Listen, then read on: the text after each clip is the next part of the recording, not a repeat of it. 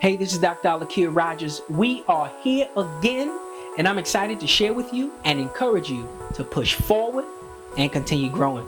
Let's get back to work.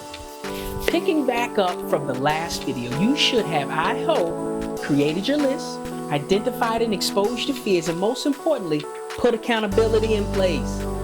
Now, if you haven't done that, or you don't even know what I'm talking about, I need you, please, take the next 10 to 12 minutes and rewatch or watch for the first time the previous videos to understand where we are. Know this, prior to now, you may not have been aware of what you needed to work on because it was masked.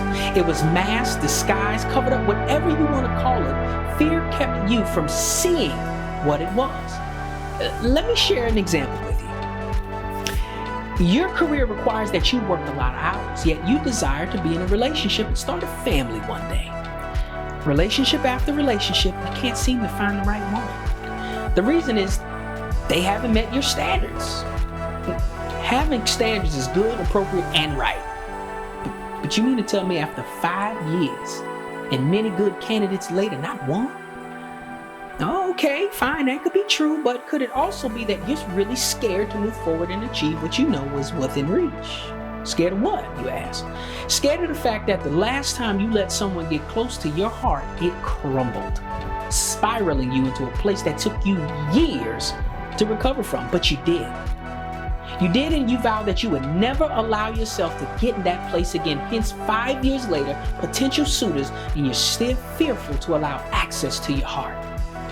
This example resonates, doesn't it? So where do you go from here? I hope you've created your list, you've identified your fears, you've exposed your fears, you've put accountability in place, which is the hardest part. Now it's time to work the list. You're going to need some help though, just to know accountability is someone who walks intentionally with you through this. It's time to discuss one item at a time before you can work on how to overcome the fear.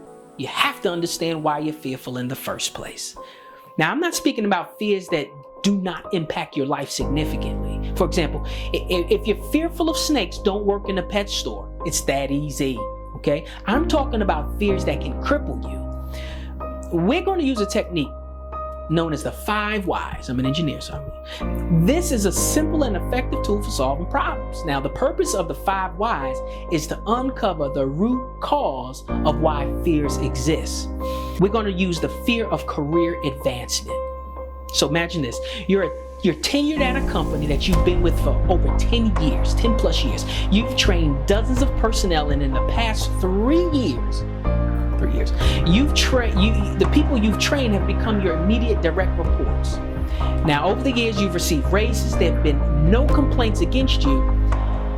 However, those that you've trained, they now have become your supervisor and make more money than you. So my first why would be, why are others promoted ahead of you? Your response, you don't see it like that. You're just comfortable training others and you're proficient training them. Red flag. Corporations have a leadership structure. It doesn't matter if you see it like that, it is like that. My next why.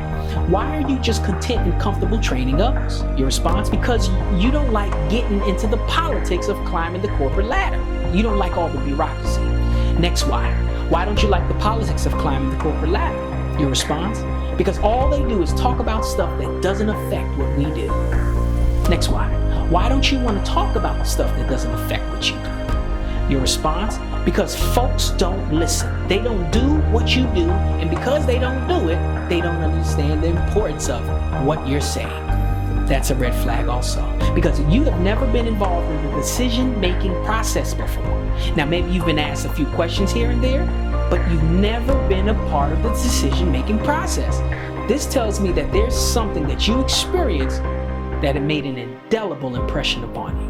My next why. Why don't folks listen? Your response, because they think they know it all. Now, from experience, I know I'm close to where fear started.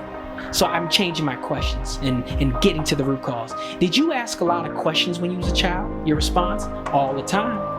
What did your parents say? Stop asking so many questions. Did you stop asking questions? No. Then what did your parents say if you didn't stop asking questions? They said they were going to send you to your room. Did you stop asking questions then? Yes. Yes, you did. This exhaustive exercise, I condensed a lot, just told you why you allowed others to get promoted ahead of you. You avoided the career path where you would have to ask questions. Due to your upbringing, you associated questioning with discipline, and that translated into you not wanting to jeopardize your career if you ask questions. Wow. So where do you go from here? Work the process. It's time to start getting a handle of how fear is debilitating your forward progress, both personally and professionally. I want you to take your time and work the 5 whys for each item on your list. Remember, this is a process and it cannot be rushed. I'm not going anywhere. I'm committed to making sure this message is heard and spreads. But I need your help doing that. I need you to subscribe to my page. I need you to like this video. I need you to comment on this video. I need you to share this video with someone that you know needs to hear this message, all right? I'm Dr. Al-Aakhir Rogers. Keep growing.